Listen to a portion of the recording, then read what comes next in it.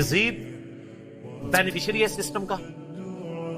इनको अगर Islamic history जरा सी भी पता हो, अहले सुन्नत की सारी तारीख की किताबें उठा के देख लें आप, अल बिदाया वन नहाया जिसे तारीख इब्ने कसीर कहते हैं, तारीख तबरी उठा के देख लें, तारीख इब्ने खल्दून उठा के देख लें, इब्ने असाकिर उठा के देख लें, सब में डिटेल्स मौजूद हैं और वो फिट इन बैठती है बुखारी मुस्लिम के हदीस में। मैं वो हदीस भी इसमें मैंने लिखी हुई है कि कूफे का गवर्नर था नोमान इब्ने बशीर सहाबी रसूल सल्लल्लाहु अलैहि वसल्लम।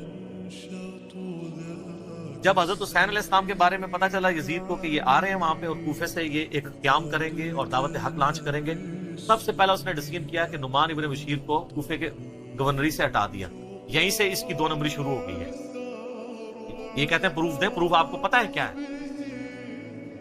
इसलिए कि नुमान इब्ने बशीर सहाबी थे, उनको पता था हजरत हुसैन के साथ तो मैं कोई नेगेटिव नहीं कर सकता, तो नरम रवैया रखते थे। और उबैदुल्लाह इब्ने ज़ियाद को इसने भेजा। उबैदुल्लाह इब्ने ज़ियाद एक जालिम आदमी था। सही बुखारी में इंटरनेशनल नंबर के मुताबिक 3748 नंबर हदीस है कि हजरत हुसैन इब्ने अली का सर काट कर उबैदुल्लाह इब्ने ज़ियाद के सामने तश्त में लाके पेश किया गया। अल्लाह की लानत हो, तमाम फरिश्तों की लानत हो, तमाम लानत करने वालों की लानत हो जिन लोगों ने हुसैन इब्ने अली को इस तरीके से शहीद किया। ये सही बुखारी शरीफ है 3748 इंटरनेशनल नंबर के मुताबिक, जिसमें इमाम बुखारी ने हुसैन के साथ अलैहिस्सलाम लिखा है। और आप लोगों के पेट में आज तक दर्द हो रही है। दारुस्सलाम वालों ने तहरीफ करके अलैहिस्सलाम काट दिए इसमें, लेकिन सऊदीया का जो मकतब तो शामिल है उसमें मौजूद है। दारुल कुतुब अल इल्मिया का जो बैरूत का छपा हुआ है उसमें मौजूद है। और अहले हदीस की जो सबसे बड़ी साइट है हदीस की किताबों की sunna.com, उसमें मौजूद है। इस्लाम 360 में मौजूद है और उसमें भी अरबी में अलैहिस्सलाम है, उर्दू में मौलवी ने रज़ियल्लाहु तआला अन्हु किया हुआ है। तहरीफ, ये है तहरीफ। तो सर जब आप चोरी करेंगे ना इतनी सी भी, तो अल्लाह ने एक बला आप पे छोड़ी हुई है। जो मौलाना शरीफ को बुखारी शरीफ से बाहर निकाल के फेंक दिया और लोगों को बताती है ये बुखारी शरीफ है और ये मौलाना शरीफ। हुसैन इब्ने अली का सर काट के सामने रखा गया, उसने कुछ कलाम किया तो हजरत अनस इब्ने मालिक पास खड़े थे, तड़प उठे। उन्होंने कहा सबसे ज्यादा रसूलुल्लाह के हम शक्ल हुसैन इब्ने अली थे। तो ये इन लोगों का, और ये था गवर्नर कूफा जो लगाया इस काम के लिए गया था। वो कहते हैं यजीद को पता नहीं चला, उसने खुद डिसीजन किया। अच्छा जी मान लिया। तो जब ये खुद उसने डिसीजन किया उसके बाद यजीद ने फिर यकीनन उसने उबैदुल्लाह इब्ने ज़ियाद को जेल में डलवा दिया होगा, क्योंकि आप तुम्हें कहानी कराते हैं कि दरियाए फरात के किनारे कुत्ता भी प्यासा मर जाए तो हुक्मरान की जिम्मेदारी है। तो यजीद ने फिर हुसैन इब्ने अली नबी का बच्चा जब कत्ल हुआ, इतने वो अपने बच्चों के साथ रिश्तेदारों के साथ, तो उसको जेल में डलवा दिया होगा। कोई ज़ईफ रवायत ही ले आए। और अगले दिन मैं एक मौलवी को सुन रहा था, वो कहता है आपको पता है हुसैन से लड़ने के लिए जो आया था वो कौन था? उमर इब्ने साद इब्ने अबी वकास। ये इसी तरीके से मैं कहूं कि वो तूफाने नूह के अंदर जो गर्क हो गया, आपको पता है कौन था? वो हजरत नूह का बेटा था। तो अनु मैं ही चपेट मार सकता। साद इब्ने अबी वकास का मर्तबा ज्यादा है हजरत नूह का। तो आप धौंस लगा रहे साद इब्ने अबी वकास की हमें रज़ियल्लाहु ताला अन्हु, वो तो अशरम में से। नूह का बच्चा अगर काफिर निकला है तो साद का बच्चा अगर गलत निकला है, फिर कहते हैं वो नबी के मामू थे। ओ यार कहानियां करानी बंद करो। ये इसी तरीके से कि वो तरके रफ़ा दहन पे कहते हैं इब्ने मसूद का मर्तबा आपको पता है? ओ इब्ने मसूद का मर्तबा पता है? इब्ने मसूद से पहले वो साबित भी हो, फिर अगली बार मर्तबे होंगे। नामों का रोब। साद इब्ने अबी वकास तो सर आपको, हमारे तो वो लीडर है, मैंने कितनी हदीसें पेश की हैं। सही मुस्लिम में हदीस है 6220। उन्होंने तो हजरत माविया के साथ फट्टा ले लिया था जब हजरत अली पे सबो शतम करवाने लगे थे। साद इब्ने अबी वकास जैसा तो शियाने अली कोई नहीं था। आप हमें बता रहे हैं उसका बेटा था। उसके बेटे के करतूत भी सही मुस्लिम में मौजूद है। वो अब्बे को सबसे ज्यादा पता होता है ना मेरा बच्चा क्या है। अभी तो करबला हुआ नहीं हुआ था। सही मुस्लिम उठा के आप जाके ना उमर इब्ने साद लिखें और सही मुस्लिम को सिलेक्ट करें तो हदीस आएगी हजरत साद इब्ने अबी वकास बैठे हुए थे, उनके सामने एक ऊंट सवार आया। तो साथी कहते हैं कि हजरत साद इब्ने वकास ने कहा ऐ अल्लाह इस ऊंट सवार के शर से मैं तेरी पनाह में आता हूं। और जब वो उतरा तो उनका बेटा था उमर इब्ने साद। साद इब्ने वकास तो अपनी जिंदगी में अपने बेटे को शैतान की तरह समझते हुए अल्लाह के हुजूर जो है वो पनाह मांगा करते थे। और देख ले साद की फिर करामत विजन देख लें। और वो आगे कहते हैं अब्बा जी सारे लोग खिलाफत में, आप भी कोई हिस्सा ले लें, को गवर्नर शवर्नर बन जाए। शुरू तो ही लालची सी और इसी को रह की लालच दी थी। میں بتا رہا ہوں تاریخ اسلام میں جو جو باتیں ہیں نا آل امیہ کی بدماشیوں کو ہائی لائٹ کرتی ہیں، فٹ ان بیٹھتی ہیں بخاری مسلم۔ یہ لشکر لے کے آیا تھا حضرت حسین ابن علی کے خلاف لالچ، اس کا اثر کیا ہوا بعد میں؟ تو یہ پورا پلان ہوا تھا، اور اگر کہتے ہیں نہیں یہ حادثاتی طور پہ ہو گیا تو بعد میں پھر سزا دینی چاہیے تھی، کوئی سزا نہیں دی ہے۔ الٹا اس کے اوپر آپ کو پتہ ہے مدینے والوں نے بیعت توڑ دی تھی یزید کی، حالانکہ وہ پہلے بھی تلوار کے زور پہ لی تھی حضرت معاویہ نے رضی اللہ تعالیٰ عنہ، ہم تو رضی اللہ عنہ ہی کہیں گے، ہماری مجبوری ہے۔ تانوں نبی دا منہ ماردا ہے، تانوں نبی دا منہ نہیں ماردا، تسی آج تک یزید دی وکالت کر رہے ہو، لیکن ہم صرف نبی علیہ السلام کو دیکھنے کی وجہ سے احترام کرتے ہوئے رضی اللہ عنہ کہہ دیتے ہیں۔ یہ فرق ہے علی کے شیعہ میں اور معاویہ کے شیعہ میں۔ علی کے شیعہ پھر ایسے ہوتے ہیں، شیعہ پولیٹیکل ٹرم۔ تو اہل مدینہ نے بیعت توڑ دی، جو یہ پیش کرتے ہیں بخاری مسلم سے کہ عبداللہ بن عمر جو ان کو سمجھاتے تھے یزید کی بیعت نہ توڑو، تو وہ جو جن لوگوں کو سمجھا رہے تھے انہوں نے انجینئر صاحب کی ویڈیوز دیکھ کے بیعت توڑی تھی۔ وہ کون تھے؟ وہ بریلوی تھے، جو بندی تھے، اہل حدیث تھے، شیعہ تھے، کون تھے؟ صحابہ اور تابعین تھے جو بیعت توڑ رہے تھے۔ تو اس سے یہ بھی تو ثابت ہوتا ہے، جس طرح آپ کہتے ہیں جی وہ پگڑی پہ مسا ہو جاتا ہے تو پھر جرابوں پہ بھی ہو جائے گا، کیونکہ پگڑی بھی کپڑے کی ہوتی ہے، جرابیں بھی کپڑے کی، تو اس سے پگڑی بھی تو ثابت ہوتی ہے۔ آپ تو ننگے سے نماز پڑھتے ہیں، آپ تو لال رومال رکھتے ہیں، پگڑی بھی تو ثابت ہوتی ہے۔ وہ جو بیعت توڑ رہے تھے وہ کون تھے؟ صحابہ اور تابعین تھے۔ حضرت نے وہ ان کو روکتے تھے، اس لیے روکتے تھے کہ ان کو پتا تھا کہ جب یہ بیعت توڑیں گے تو ان کے ساتھ وہی کچھ ہوگا، اور اسی وجہ سے حضرت حسین کو بھی ابن عمر سمجھایا کرتے۔ میرا یوٹیوب پہ کلپ بھی ہے یہ جو ایک انہوں نے ایک اور چھوڑی بھی ہے نا بات کہ جی وہ حضرت حسین نے 3 شرائط رکھ دی تھی، اتنی بڑی کہانی کھائی ہے، اس کے اوپر میرا کلپ موجود ہے، میں تو اس پہ گھنٹوں زبانی بول سکتا ہوں۔ تو پھر جب وہ بیعت توڑی ہے تو اس نے مدینے کے اوپر چڑھائی کروا کے واقعہ ہرا ہوا، بخاری مسلم میں درجنوں حدیث ہے، کس طرح قتل و غارت ہوا، عورتوں کی عصمت دری ہوئی، اور پھر ساتھ ہی اس کے بعد خانہ کعبے کے اوپر چڑھائی کی، کیونکہ عبداللہ ابن زبیر بھی نہیں بیعت کر رہے تھے یزید، خانہ کعبہ کا غلاف اور ایک دیوار ڈیمیج ہو گئی، پھر یزید مر گیا، تو پھر حضرت ابن زبیر نے کہا تمہارا شیطان مر چکا ہے واپس جاؤ، پھر وہ واپس گئے، پھر 9 سال تک ابن زبیر نے خلافت قائم کی مکے کے اندر اور مدینے کے اندر۔ حضرت حسین ابن علی کے بعد ان کو خلافت کا ایک موقع ملا۔ تو اس طریقے سے یہ چیزیں بالکل کلیئر ہیں، لیکن وہ بات میں مولانا اسحاق صاحب والی کروں گا کہ بات اس لیے سمجھ نہیں آتی کہ آپ یزید سے شروع کریں، جب تک آپ بات پیچھے سے شروع نہیں کریں گے آپ کو بات سمجھ نہیں آئے گی۔ اگر آپ 1857 کی جنگ آزادی کو نہیں سمجھیں گے آپ کو 1947 میں 2 قومی نظریہ سمجھ میں نہیں آئے گا، اور جب تک 1947 میں مسلمانوں کی قربانیوں سے جو ملک بنا ہے وہ آپ نہیں سمجھیں گے تو آج آپ کو نہیں سمجھ آئے گی کہ پاکستانی عوام کیوں اسلامی نظام یہاں پہ چاہ رہے ہیں۔ اس لیے کہ وہ کہتے ہیں ہمارے بزرگوں نے پاکستان بنایا اس لیے تھا کہ پاکستان کا مطلب کیا، لا الہ الا اللہ۔ یہ سیکولر اینکر بیٹھ کے جو باتیں کر رہے ہیں ان کو یہ کیسے سمجھ آئے جب تک آپ پیچھے نہیں چلیں گے؟ اگر آپ مشرف کے دور سے شروع کریں گے تو آپ کو نہیں سمجھ آئے گا کہ ملک سیکولر ہے یا اسلامی ہونا چاہیے، پیچھے چلنا پڑے گا۔ یزید کے دور سے آپ کو یہ کہانی سمجھ نہیں آئے گی جب تک آپ پیچھے نہیں چلیں گے، اور پیچھے جانے کے لیے آپ کو یہ پڑھنا پڑے کہ یزید کوئی آسمان سے نازل ہو کر آ کر تو تخت پہ نہیں بیٹھ گیا۔ یہ بہت بڑا دھوکہ دیا جا رہا ہے ٹی وی کے اوپر بھی کہ پتہ نہیں یزید کوئی اوپر سے نازل ہو کے تو آ کے بیٹھ گیا تھا کسی تخت پہ، اور اس کی وجہ کیا ہے؟ اگر اس کو ایکسپلور کریں گے تو پھر اور لوگوں کے نام بھی آئیں گے اور پھر اپنا فرقے کا نقصان ہوگا۔ تو یزید کوئی تخت پہ اللہ تعالیٰ نے نہیں اس کو اوپر سے پکڑ کے بٹھا دیا، ایک پورا سسٹم تھا جو نبی صلی اللہ علیہ وسلم کی وفات کے تقریباً 20 سے 30 سال کے دوران ایک گریجولی ڈیویشن آنا شروع ہوئی، جس کا اینڈ رزلٹ یہ بنا کہ 60 ہجری میں یزید تخت پر آیا۔ وہ تو نمائندہ بن کے آیا اس بگڑے ہوئے سسٹم کا۔ اب مجھے بتائیں دجال ڈائریکٹ آئے گا؟ ایک پورا دجالی سسٹم ہوگا جو دجال کو ویلکم کہے گا کہ آئیے جی آپ ہی ہمارے لیڈر ہیں، ورنہ اکیلا دجال آگے کیا کرے گا؟ اسی طریقے سے یزید جب حکمران بنا تو ایک پورا سسٹم ہے پیچھے، پوری ایک سمجھے کہ 30 سال کی 25 سے 30 سال کی ایک ڈیویشن ہے، جب جا کے 60 ہجری کے اندر اس بدماش نے حکومت سنبھال لی۔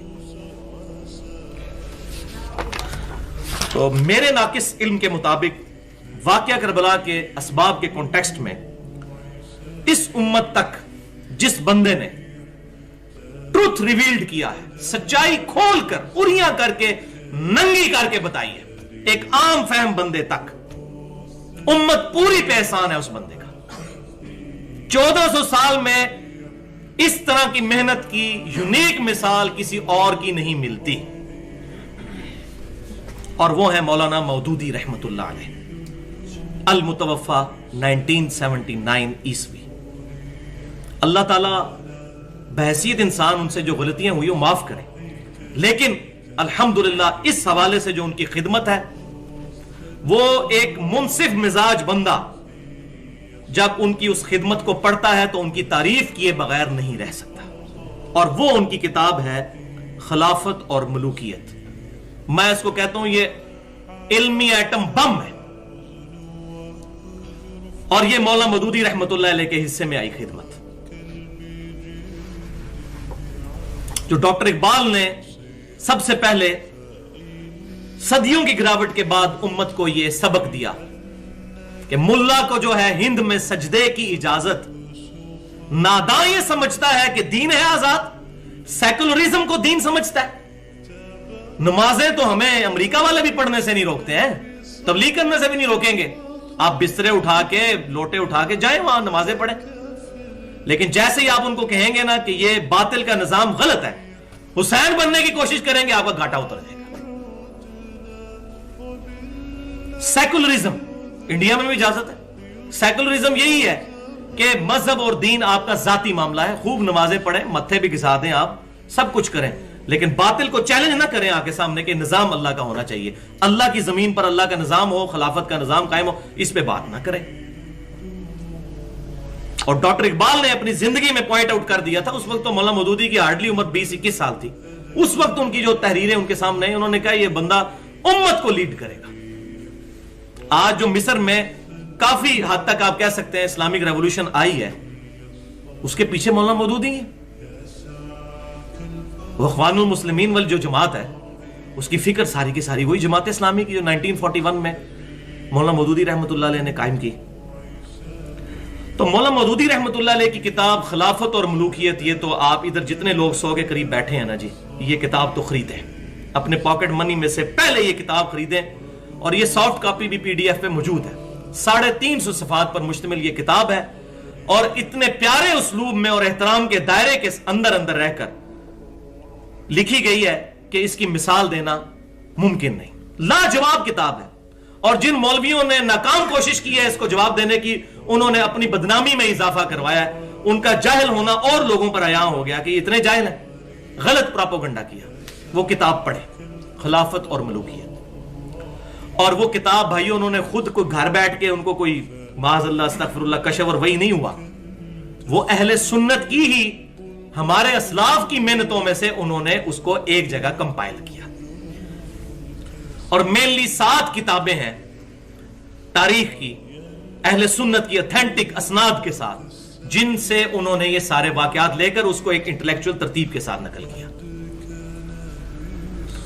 और जहां जहां उस कॉन्टेक्स्ट में अहादीस आई, उन्होंने अल्हम्दुलिल्लाह अहादीस की किताबों के भी हवाले दिए, और उसमें जो कमी थी वो अल्हम्दुलिल्लाह मैंने पूरी कर दी, वो मैं आगे बता देता हूं।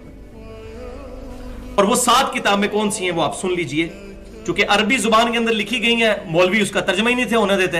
अभी भी बहुत कम किताबों का इनमें से तर्जमा हुआ है, वरना मौलवियों के पोल खुल जाएंगे, ये रोटी वाला चक्कर खत्म हो जाएगा।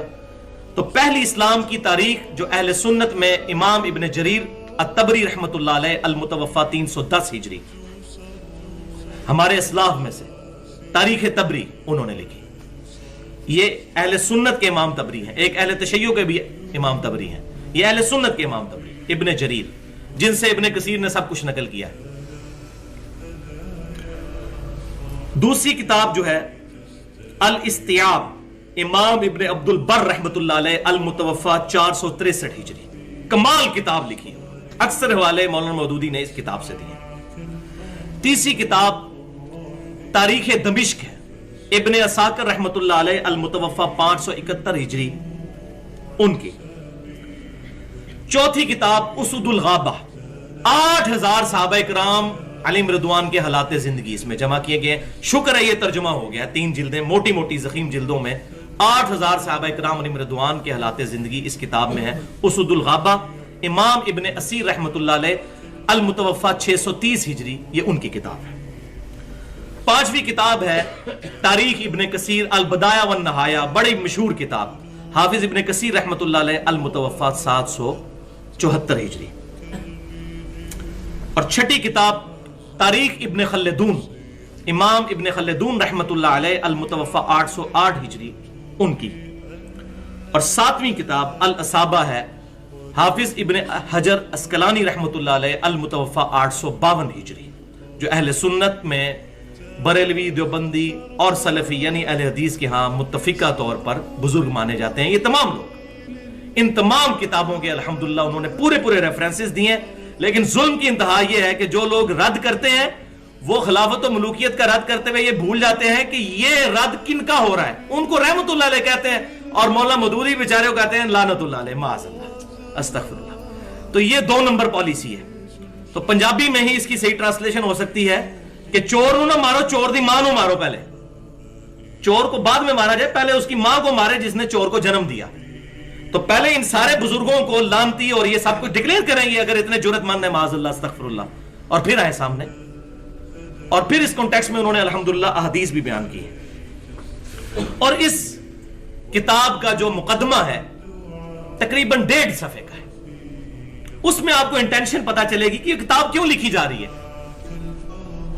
جو انہوں نے پریفیس اس کا دیباچہ لکھا ہے, اور انہوں نے کہا کہ میں آج کے ایک نوجوان مسلمان تک یہ بات پہنچانا چاہتا ہوں کہ وہ کون سے اسباب تھے کہ جن کی وجہ سے نبی صلی اللہ علیہ وسلم کی بنی بنائی محنت صرف 30 سال کے بعد اس غلط ڈگر پر چل پڑی کہ آج تک اس سے چھٹکارا ممکن نہیں, جبکہ ہزاروں صحابہ اس وقت زندہ تھے. لیکن یہ نبی صلی اللہ علیہ وسلم کی محنت جو ہے یہ 30 سال کے بعد ہی ایک غلط ٹریک کے اوپر چڑھ گئی. وہ کیا اسباب تھے؟ اب یہ کون کھولے؟ انہوں نے کھولے الحمدللہ. اور واقعی یہ کسی پڑھے لکھے مسلمان کا پہلا سوال یہی ہو سکتا ہے. اور انہوں نے یہ کتاب 1386 ہجری میں 1966-67 صدر ایوب کی جب ملوکیت تھی اس دور میں انہوں نے لکھی. جب لوگوں نے کہا کہ جی یہ دیکھیں جی اس کو بھی یہ مولوی سارے امیر المومنین ڈکلیئر کر رہے تھے, تو انہوں نے کہا دیکھیں جی یزید کو بھی تو مانا ہوا ہے اور ان سے پہلے بھی اور بعد میں بھی اتنے بڑے بادشاہوں کو قبول کیا امت نے, تو صدر ایوب میں کون سی برائی موجود ہے. تو پھر مولانا مودودی نے کتاب لکھی کہ حسین کدھر گیا, حسین بھی تو ہے نا. پھر انہوں نے مجبوراً یہ کتاب لکھ کے امت کو حق ننگا کر کے بتا دیا, اور پھر انہوں نے لحاظ کسی کا نہیں کیا. جو بات آتی تھی احترام کے دائرے کے اندر وہ لکھتے چلے گئے الحمدللہ. اگلا سوال ہے علی بھائی کہ یزید لاکھ گناہ گار سے ہی کافر تو نہیں ہے نا, صرف قاتل ہی ہے, اور آپ یزید کا ایسا کریکٹر پیش کرتے ہیں, کیا آپ آخری وقت ان کے ساتھ ہیں, کیا پتا انہوں نے توبہ کر لی ہو؟ تو میں یہی جواب پھر آپ کو پیش کرتا ہوں کہ ہو سکتا ہے غلام احمد قادیانی نے بھی آخری وقت میں توبہ کر لی, اور یہی بات میں بریلویوں سے کہوں گا کہ ہو سکتا ہے شریف تھانوی صاحب نے بھی آخری وقت میں توبہ کر لی ہو, تو آپ ان کو قیب الامت مان لیں. اور میں یہی بات دیوبندیوں سے کرتا ہوں کہ ہو سکتا ہے حمزہ بریلوی صاحب نے بھی آخری وقت میں توبہ کر لی ہو, تو آپ ان کو مجدد دین و ملت مان لیں. تو مانیں گے؟ کبھی نہیں مانیں گے. تو یہ کہانی ہے, اس کے اوپر میں نے پہلے بھی بولا, ہم کافر کبھی بھی نہیں کہتے. ہم نے یہ کہا ہے کہ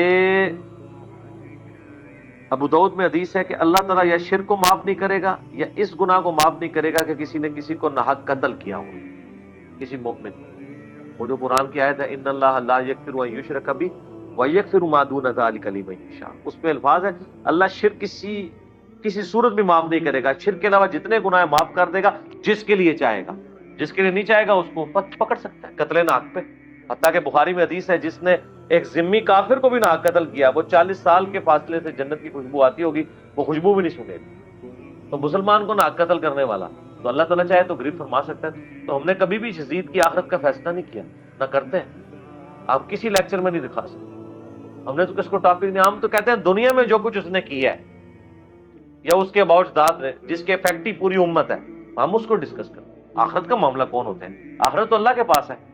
دنیا ہم ڈسکس کریں گے جو کچھ ان کا کریکٹر ہم تک پہنچے, یہ نہیں ہے. اور اس میں یہ کہنا کہ تلک امۃ قد خلت لہا ما کسبت ولکم ما کسبتم، کہ وہ ایک امت تھی گزر گئی، اس کے اعمال اس کے ساتھ ہیں، تمہارے ساتھ تمہارے اعمال ہیں، تم سے نہیں پوچھا جائے گا انہوں نے کیا کیا۔ یہ آؤٹ آف کانٹیکسٹ آیت پیش کرتے ہیں، یہ تو نیک اعمال کے بارے میں، برے اعمال کے بارے میں تو نہیں۔ برے اعمال تو قرآن خود ہائی لائٹ کرتا ہے، حضرت یوسف علیہ السلام کے بھائیوں کے نہیں کیے ہیں، تو کیا حضرت یوسف علیہ السلام کے بھائی فوت نہیں ہو چکے ہوئے تھے؟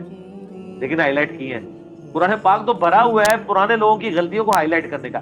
اس آیت کا مقصد یہ ہے کہ یہودی کہا کرتے تھے ہم ابراہیمی ہیں، ہمیں ابراہیمی نسبت فائدہ پہنچا دے گی، تو اللہ تعالیٰ نے فرمایا کہ یہ نہیں ہے بات، ابراہیم اور اس کے جو پیروکار تھے وہ اپنے اعمال اپنے ساتھ لے کے فوت ہو گئے، ان کے اعمال ان کے ساتھ ہیں، ان کے نیک اعمال کا تمہیں کوئی فائدہ ہونے والا نہیں۔ لہا ما کسبت وعلیہا مکتسبت، یہ تو نہیں الفاظ ہیں، لہا ما کسبت ولکم ما کسبت،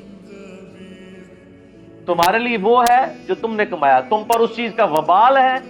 یہ نہیں آیا کہ تم پر ان پہ ان کا وبال جو انہوں نے برائی کی تھی، ان پہ ان کا وبال، یہ نہیں بات ہوئی، برائی کی تو بات ہی نہیں ہو رہی، اچھائی کی ہو رہی ہے کہ ان کے اعمال ان کے ساتھ ہیں اور تمہارے ساتھ۔ تم سے نہیں پوچھا جائے گا کہ انہوں نے کون سے نیک اعمال کیے، تم سے پوچھا جائے گا تم نے کیا کیا نیک اعمال۔ ٹھیک ہے۔ اگلا سوال ہے علی بھائی، کیا حضرت ابو ایوب انصاری رضی اللہ تعالیٰ عنہ کا جنازہ یزید نے پڑھایا تھا؟ کیا انہوں نے کوئی وصیت ایسی کی تھی کہ میرا جنازہ یزید ہی پڑھائے؟ وصیت کوئی نہیں انہوں نے کی ہوئی تھی، وصیت آپ کو اگر بتا دیں تو آپ لوگوں کو ہضم ہی نہیں ہوگی کہ ان کا تو یزید کے والد صاحب کے ساتھ بھی جھگڑا رہا ہے پوری زندگی وفات تک۔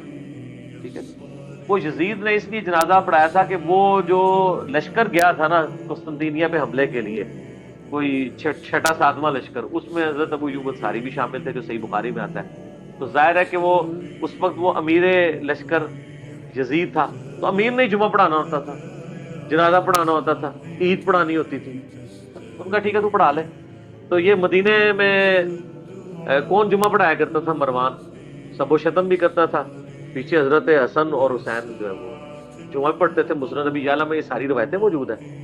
تو یہ جو ابو ایوب انصاری ہے نا، ان کے حوالے سے بھی میں نے ایک روایت اس میں ڈالی ہوئی ہے، مجھے آپ نے ذکر کر دیا ضمن، مجھے یاد آ رہا ہے کہ یہ ہاں مستدرک الحاکم میں موجود ہے، امام حاکم اور ذہبی نے موافقت کی ہے اس کہ عبداللہ بن عباس کا بیان ہے کہ ابو ایوب انصاری جو نبی الاسلام کے میزبان تھے مدینہ شریف میں، روم کی جنگ کے دوران حضرت معاویہ جو امیر لشکر تھے، انہوں نے ان سے کہا کیا تم قادرین عثمان میں شامل ہو؟ ایک پوائنٹ ہاتھ لگا ہوا تھا، کسی کے اوپر بھی کرنا ہے نا، اور ان کے ساتھ بدسلوکی کا معاملہ کیا۔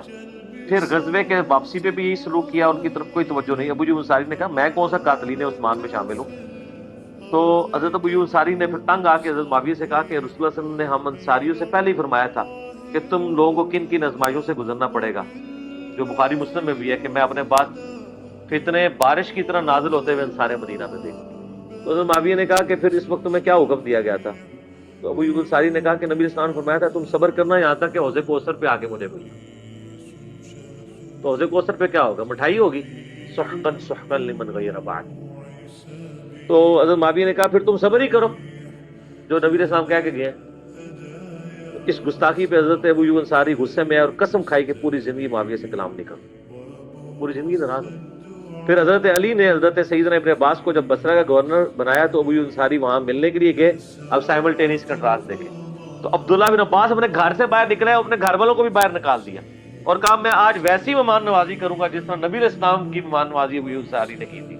ٹھیک ہے جی، اور وہ اپنا گھر خالی کروا دیا، دوسرے گھر میں شفٹ ہو گئے۔ ابو ایوب انصاری کو تحفے دیے، پھر پوچھا کوئی اور حاجت ہے؟ تو ابو ایوب انصاری نے فرمایا مجھ پر 4000 درہم کا قرض ہے اور مجھے اپنی زمین پر کام کرنے کے لیے 8 غلاموں کی ضرورت ہے۔ ابن عباس چونکہ گورنر تھے، انہوں نے ابو ایوب انصاری کو 20,000 درہم دیے اور 40 غلام تحفے میں دیے نبی علیہ السلام کی نسبت کی وجہ سے۔ ٹھیک ہے، یہ آپ دیکھ لیں کہ آل امیہ اور بنو ہاشم ایک بندے کے بارے میں 2 مختلف ایٹیچیوڈ ہیں۔ تو جب یہاں یہ معاملہ تھا تو وہ دین کے لیے ساتھ اٹیچ ہی رہتے تھے۔ وہ جو کہتے ہیں وہ قسطنطینیہ پہ حملہ کر دیا جی، وہ یزید لشکر میں تھا، وہ لشکر اس میں کہاں لکھا ہے بخاری میں وہ پہلا لشکر تھا؟ پہلا لشکر، اس سے پہلے اگر کوئی لشکر تھا تو وہ ابو داؤد میں ہے، عبد الرحمن بن خالد بن ولید والا، کیونکہ اس میں ابو ایوب انصاری زندہ تھے اور حدیثیں بیان کر رہے تھے۔ بخاری والے لشکر میں جس میں یزید امیر تھا اس میں فوت ہو گئے۔ یہ مسئلہ میں نے اس میں حل کیا ہے، قسطنطینیہ والا، میرا یوٹیوب پہ کلپ بھی ہے، کیا یزید جنتی لشکر میں شامل، تو آپ دیکھ سکتے ہیں۔ ٹھیک ہے ٹھیک ہے علی بھائی، اگلا ایک سوال ہے، ایک مفتی صاحب نے قرآن سے نا ملوکیت کے حق میں حوالہ دیا ہے کہ اللہ تعالیٰ نے فرمایا کہ اے بنی اسرائیل، میں نے تمہارے اندر نبی بادشاہ بھیجے ہیں، اگر ملوکیت غلط ہے تو اللہ یہ احسان کیوں جتلا رہے ہیں؟ ہاں تو نبی تم میں نبی بھیجے اور تم میں ملوک بھیجے، وہ اس لیے کہ وہ بادشاہ جو ہیں وہ ہیں جو اللہ تعالیٰ نے مقرر کیے ہیں، وہ بادشاہ لوگوں کے بنائے ہوئے نہیں ہیں۔ وہ قرآن پاک میں آتے ہیں سورۃ البقرہ میں کہ جو وقت کے پیغمبر تھے، اور تورات میں ڈیٹیل آتی ہے اسماعیل پیغمبر تھے، اور قرآن میں سورۃ البقرہ میں واقعہ ہے کہ انہوں نے ان سے بنی اسرائیل نے کہا آپ ہمارے لیے ایک بادشاہ مقرر کر دیں جس کی سرکردگی میں ہم یروشلم فتح کریں، تو انہوں نے طالوت کو مقرر کیا بادشاہ، اور کہا کہ یہ اللہ تعالیٰ نے بتایا کہ یہ طالوت کو مقرر کرنا۔ تو بنی اسرائیل میں جو بادشاہ مقرر ہوتے تھے وہی الہی سے ہوتے تھے، وہ حضرت سلمان علیہ السلام بھی بادشاہ تھے، حضرت داؤد علیہ السلام بھی تھے، وہ وہی الہی سے تھے، تلوار کی زور سے انہوں نے قبضہ نہیں کیا ہوا تھا، لہذا وہ بادشاہ والی مثال وہاں سے لینا اور یہ والی معاملہ اس طرح دو مختلف چیزوں کو جوڑ رہے ہیں، یہ بڑی سخت زیادتی ہے۔ یہ اسی طرح کی زیادتی ہے جس طرح کہ ہمارے حنفی بھائی کرتے ہیں نا کہ وہ رفع ایدیکم گھوڑوں کی دموں والی حدیث پکڑ کے رفع الیدین کے اوپر لگا دیتے، وہ ہاتھ اٹھانا ہے وہ یہ والے ہاتھ اٹھانا ہے، سلام پھیرتے ہوئے صحابہ کرام سلام لیتے تھے، اس کی ممانعت ہے، رفع الیدین کی ممانعت نہیں ہے۔ ادھر بھی یہ بادشاہ اللہ کے مقرر کیے میں، اگر یہ سمجھتے ہیں کہ آل امیہ اور آل عباس کے جو بادشاہ یہ اللہ نے مقرر کیے تھے، وہی کے ذریعے نبی کو بتایا تھا کہ ان کو بادشاہ مقرر کرو، تو آپ مان لیں۔ ہم تو حضرت ابوبکر صدیق رضی اللہ عنہ کے بارے میں بھی نہیں کہتے کہ ان کو نبی الاسلام نے اپنا سکسیسر مقرر کیا، صحابہ کے اجماع سے مانتے ہیں۔ نبی الاسلام نے تو اپنا خلیفہ کسی کو نہیں بنایا، اب عائشہ خود کہہ رہی ہے صحیح مسلم میں کہ نبی الاسلام نے اپنا خلیفہ کسی کو نامزد نہیں کیا، اگر وہ کرتے تو ابوبکر کو کرتے، میرا خیال ہے ان کا پوائنٹ آف ویو، اور اس کے بعد کرتے تو حضرت عمر کو کرتے، اس کے بعد کرتے تو ابو عبیدہ بن جراح کو کرتے، وہ مانتی ہی نہیں ہے۔ ہم بھی یہی کہتے ہیں کہ صحابہ کرام کے اتفاق سے، باقی میرا مسئلہ 55B دیکھ لیں، وسیع رسول کون ہے اور حدیث کرتاس کا تحقیقی جائزہ، اس میں نے کھول کے چیزیں بیان کی۔